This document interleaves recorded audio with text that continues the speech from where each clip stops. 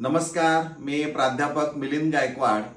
मित्रांनो, इयत्ता 11वी ऑनलाईन प्रवेशाच्या तिसऱ्या विशेष फेरीसाठी विद्यार्थ्यांच्याकडून अर्ज मागवण्यात येत आहेत. जुलै म्हणजे 16 जुलै 2026 दुपारी 3 वाजल्यापासून अर्ज भरण्यास नवीन विद्यार्थी नोंदणी करण्यास सुरुवात झालेली आहे. ही प्रक्रिया साधारणपणे 18 जुलै 2026 सायंकाळी 6 वाजेपर्यंत चालणार आहे. म्हणजे 16 जुलै 2026 दुपारी 3 ते 18 जुलै 2026 सायंकाळी 6 वाजेपर्यंत. आपण जर नवीन असाल तर तुम्हाला स्टुडंट रजिस्ट्रेशन करावं लागेल आणि मग अर्ज भाग 1 भरावा लागेल, तो लॉक करा. अर्ज भाग 2 तो भरा, लॉक करा. ज्या मुलांनी आणि मुलींनी अद्याप प्रवेश घेतलेला नाही किंवा यामध्ये सहभागच घेतलेला नाही असे सर्व विद्यार्थी हे यामध्ये ऑनलाईन पद्धतीनं अर्ज भरू शकतात. म्हणजे प्रवेश न घेण्याची कारण काहीही असू देत. अगदी आत्ता 10वी उत्तीर्ण झालाय, जून जुलैची परीक्षा, त्याही विद्यार्थ्यांनी रजिस्ट्रेशन करून अर्ज भाग 1, 2 भरायला काही हरकत नाही. थोडक्यात नवीन विद्यार्थ्यांनी नोंदणी करायची आहे. त्यानंतर तुम्हाला लॉग इन ID पासवर्ड मिळेल. अर्ज भाग 1 ॲप्लिकेशन फॉर्म पार्ट 1 हा तुम्हाला दिसेल. त्यातली सगळी माहिती, जेवढे पॉईंट्स 8-9 असणार आहे ते सगळे व्यवस्थित भरा. तिथं कोणतीही चूक करू नका. तो फॉर्म लॉक करायला विसरू नका.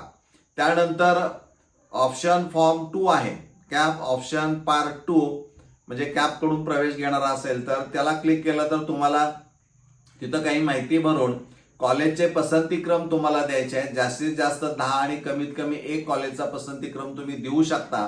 हा क्रम कसा ठरवायचा ते तुम्ही ठरवणं गरजेचं आहे. म्हणजे तुम्हाला चॉईस आहे.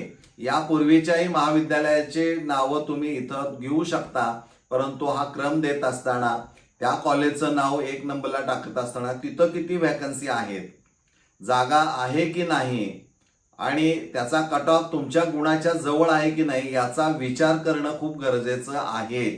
त्यासाठी तुम्हाला MahaFYJSAadmissions.in या वेबसाईटवर जर तुम्ही गेला किंवा गुगलवर टाईप केली, एंटर केला, तर जे पेज ओपन होणार आहे तिथं MahaFYJC ॲडमिशन दिसेल. खाली वाचत गेला तर कट ऑफ आहे. त्यानंतर चूज ज्युनियर कॉलेजेस असं म्हटलंय, म्हणजे पसंतीक्रमसाठी. तिथं क्लिक करा. सगळी माहिती त्या पेजवर जी असेल ती भरा.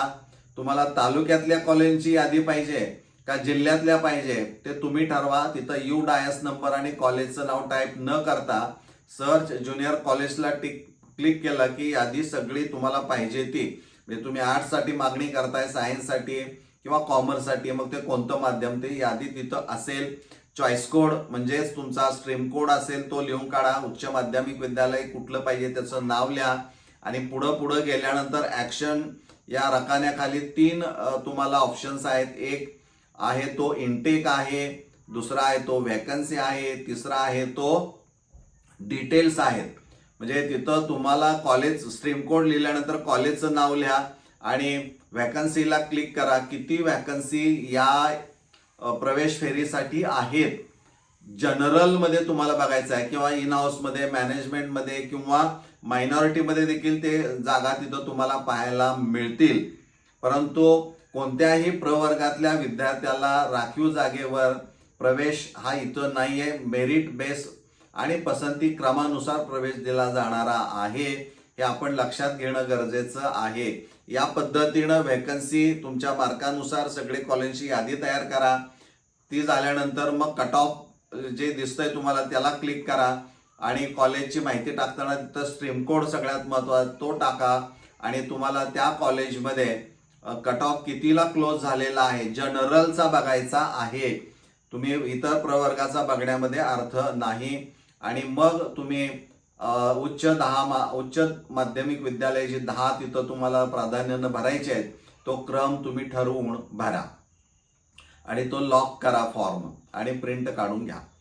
म्हणजे या पद्धतीनं तुम्हाला जायचं आहे. आणि हे लॉक केलं तरच याचा अर्थ की तुम्ही त्या फेरीमध्ये सहभाग घेतलेला आहे आणि मग अलॉटमेंट प्रोसेसमध्ये तुमच्या मेरिटनुसार, मागणीनुसार हे कॉलेज अलॉट केलं जाणार आहे. ते 19 तारखेला आणि तुम्हाला 20 तारखेला प्रत्यक्ष तुमच्या लॉग इनमधून पाहायला मिळेल आणि त्याच दिवसापासून तुम्हाला प्रवेश घ्यायचा आहे. 20, 21, 22 3 दिवसामध्ये तुम्हाला प्रवेश घ्यायचा आहे.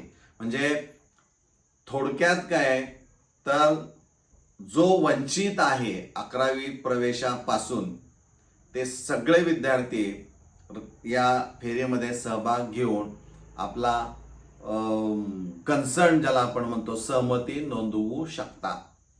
त्यामुळं हा एक सगळ्यात महत्त्वाचा भाग असणार आहे.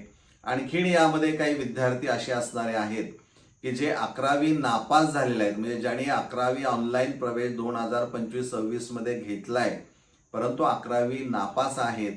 असे विद्यार्थी त्यांना वाटत असेल की पुन्हा मला 11वी मध्ये प्रवेश घ्यायचा आहे तर तुम्ही शाखा कोणती त्यामध्ये निवडू शकता. पण यासाठी तुम्हाला 10वीचं मार्कलिस्ट लागणार आहे आणि स्टुडंट रजिस्ट्रेशन पुन्हा तुम्हाला नव्यानं करावं लागणार आहे आणि तिथं प्रिव्हियसली पासड म्हणून तुम्हाला ऑप्शन जो येतोय तो निवडावा लागणारा आहे.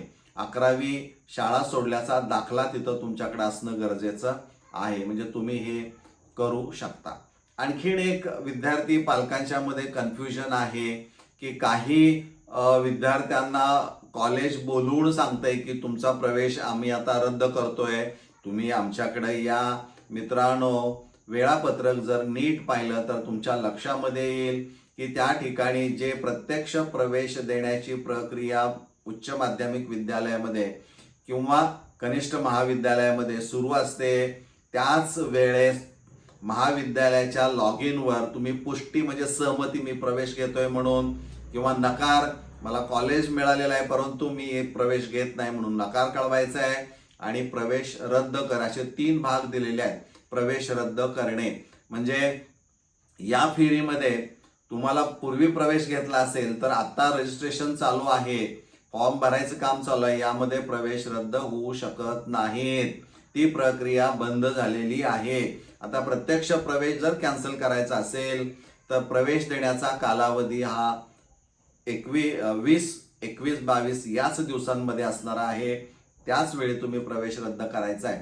त्यामुळं काही विद्यार्थ्यांना फोन करून बोलवून घेऊन जे भेटले असतील त्यांना सांगताय तर हे चुकीचं आहे.